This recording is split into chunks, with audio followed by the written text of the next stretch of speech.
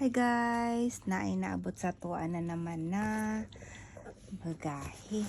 Galing po kay Raquel Mahinay.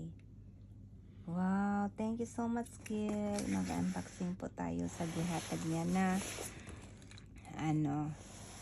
gulay daw ni mga kalala. Tanaw na to, no? Made in Japan. Wow. Guys, kalamunggay. Yan, gawa po sila po ang nagtanim nito, si Raquel. Again, thank you so much sa Kyushu.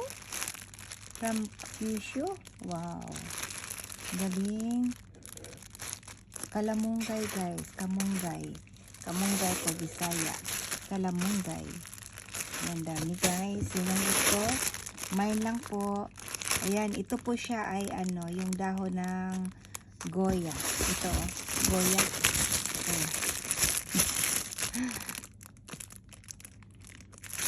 Lucky.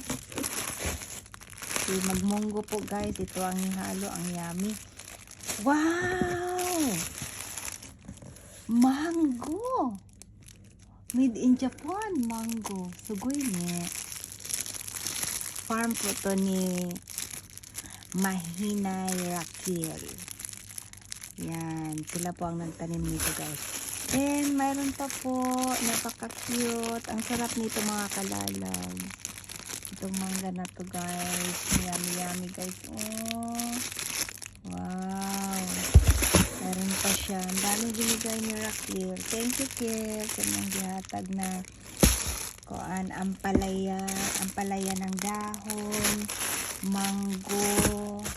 Ito po, ang laki ng mango guys. Then, meron pa pong ampalaya. Alam mo guys, yan. Mag-ano tayo ng isda. Ayan. Magsabaw ng isda. Haluan ng kalamunggay.